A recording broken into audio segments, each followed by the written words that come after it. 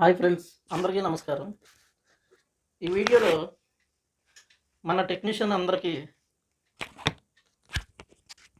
చెప్పేది ఏంటంటే, ప్రతి ఒక్కరు అంటే ఫ్రిడ్జ్లు, వాషింగ్ మిషన్లు, ఏసీ, గీజర్లు, ఇంకా ఎలక్ట్రానిక్స్ ఐటమ్స్ ఏవి రిపేర్ చేసేవాళ్ళైనా సరే ఈ డిజిటల్ మల్టీమీటర్స్ వాడుకోవాలి ఫ్రెండ్స్. ఈ మీటర్ వాడకపోతే మీకు చాలా కంప్లైంట్లు కానీ, ప్రాబ్లమ్స్ కానీ పర్ఫెక్ట్గా తెలియదు.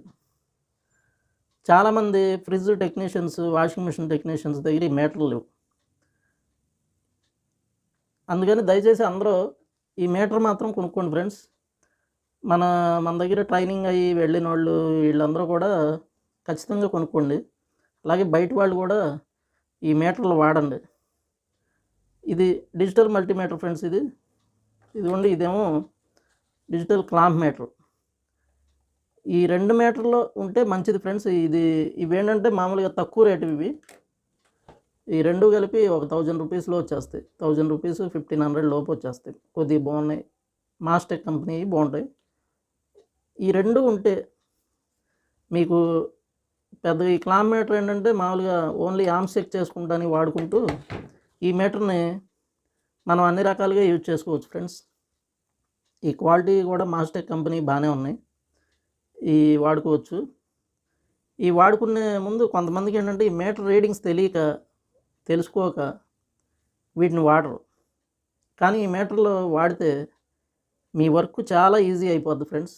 అసలు మీరు పెద్దగా ఎక్కువ కష్టపడి వర్క్ చేయాల్సిన అవసరం ఉండదు. మీకు మన ఇన్స్టిట్యూట్లో A to Z ఎలక్ట్రానిక్స్లో మీకు స్టార్టింగ్ నేర్పేది వీటి గురించే.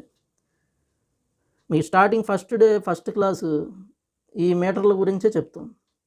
ఆ మీటర్ల గురించి మామూలుగా ఇంకా స్పేర్స్ ఎలా చెక్ చేయాలి వాటి గురించి మీకు క్లారిటీగా వివరిస్తాం.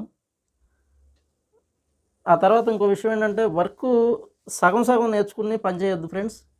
పూర్తిగా నేర్చుకుని వర్క్ చేసుకోండి. మీకు పూర్తిగా వర్క్ నేర్చుకోకుండా వర్క్ చేస్తే మీరు చాలా వరకు రిఫ్రిజిరేటర్స్ కానీ, చిల్లర్స్ కానీ, చెస్ట్ ఫ్రీజర్స్ కానీ, వాషింగ్ మిషన్లు, ఫ్రిడ్జ్లు, ఏసీలు, గీజర్లు ఏవైనా సరిగ్గా రిపేర్ చేయలేరు ఫ్రెండ్స్. సరే, ఫస్ట్ టాపిక్లో డిజిటల్ మల్టీమీటర్ ఫ్రెండ్స్. ఈ డిజిటల్ మల్టీమీటర్లో ఇదిగోండి, ఇది మాస్టెక్ కంపెనీది. మీకు దీంట్లో మనం దీన్ని ఎలా చెక్ చేసుకోవాలి ఏంటంటే, ఇదిగోండి మామూలుగా ఈ మల్టీమీటర్లో మీకు ఈ ఆఫ్ అనేది ఉంటుంది ఫ్రెండ్స్. ఆఫ్ ఇది ఎటు మార్చుకుంటే అటు మారిద్ది, మనకు డిజిట్స్ వస్తాయి. ఇప్పుడు సేమ్ ఏ మీటర్లు కొన్నా సరే, ఇది కాకుండా వేరే ఏది కొన్నా మీకు ఇదిగోండి ఫ్రెండ్స్, ఫస్ట్ 2 ఉంటాయి.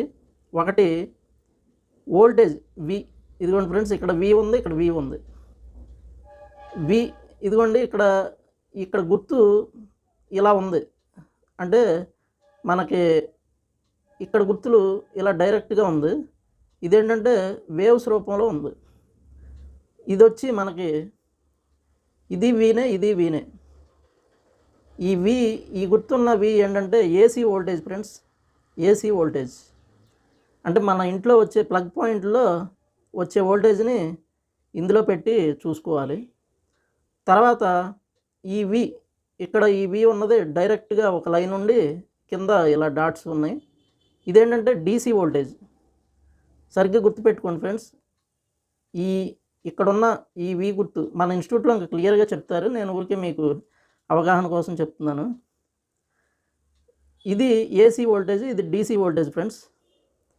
మీరు ఏ మీటర్లు కొన్నా సరే అటు ఇటు మారినా కానీ ఇలాగే ఉంటాయి, ఎన్ని మీటర్లు కొన్నా సరే.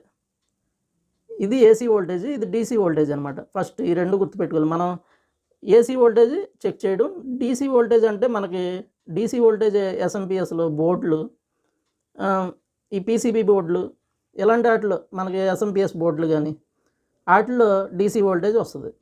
ఈ AC వోల్టేజ్ అంటే మన ఇళ్లలో ప్లగ్ పాయింట్లో వచ్చే కరెంట్ అనమాట. ఈ ప్లగ్ నుంచి మనకి ఫ్రిడ్జ్లోకైనా, వాషింగ్ మిషన్లోకి వెళ్ళినా, ఎందులోకి వెళ్ళినా సరే ఈ AC వోల్టేజ్ చెక్ చేసుకోవచ్చు. DC వోల్టేజ్ అంటే మన ఛార్జర్లు, అడాప్టర్స్, SMPS బోర్డులు, ఇలాంటి వాటిలో చెక్ చేసుకోవచ్చు అనమాట. ఇది డీసీ ఏసీ వోల్టేజ్లు అనమాట. ఈ రెండు, ఇది ఏసీ ఇది డీసీ. తర్వాత నెక్స్ట్ దీనివల్ల యూజ్ మన ఎలక్ట్రానిక్స్ వాటిలో యూజ్ ఏంటంటే ఇదిగోండి ఫ్రెండ్స్, ఇక్కడ నుంచి ఇక్కడ వరకు రెసిస్టెన్స్.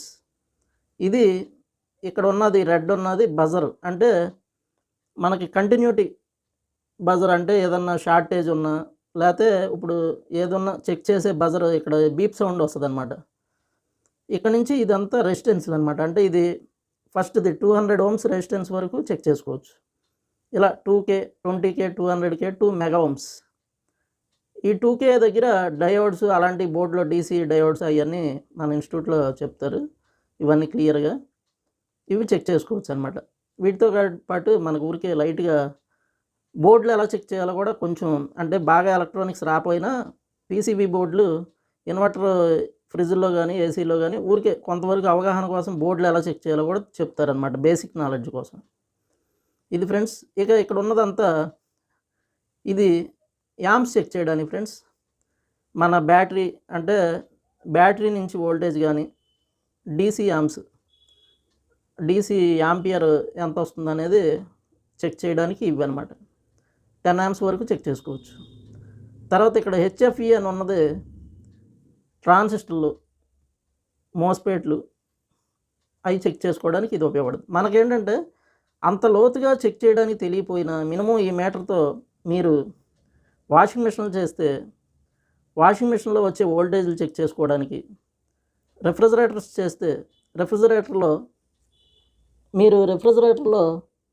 ఏమేమి సప్లైలు వస్తున్నాయి, రిలేలు పనిచేస్తున్నాయా, వీటి కోసం అవి చెక్ చేసుకోవడానికి ఈ మీటర్ బాగా పనికొస్తుంది ఫ్రెండ్స్.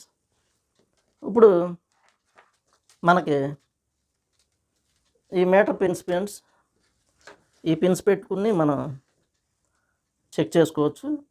ఇది కామన్ అన్నది బ్లాక్ పెట్టుకోవాలి, వోల్టేజ్ ఓమ్స్ మిల్లీ యాంప్స్ అన్నది రెడ్ పెట్టుకోవాలి. దీన్ని పెట్టుకుని మనం ఏదైనా, ఇప్పుడు సపోజ్ ఇది ఏసీ వోల్టేజ్లో పెట్టాం ఫ్రెండ్స్, 0 చూపిస్తుంది. మామూలుగా ఇదిగోండి ఇక్కడ స్పైక్ ఉంది, స్పైక్లో సప్లై ఎంత ఉందో చూస్తున్నాం. 249 volts మనకి ఏసీ సప్లై వస్తుంది. అలా ఏంటంటే అలాగే డీసీ సప్లై కూడా చెక్ చేసుకోవచ్చు. ఇవన్నీ ఏంటంటే రెజిస్టర్లు చెక్ చేసుకోవచ్చు. ఇవేమో డీసీ మనకి బ్యాటరీస్ ఎంత యాంప్స్ వస్తుందో డీసీ యాంప్స్ చెక్ చేసుకోవడానికి ఇది ఉపయోగపడుతుంది. ప్రతి ఒక్కరు కూడా ఈ మీటర్ యూజ్ చేయండి ఫ్రెండ్స్. నెక్స్ట్ మన క్లామ్ మీటర్ గురించి నెక్స్ట్ వీడియోలో తెలుసు.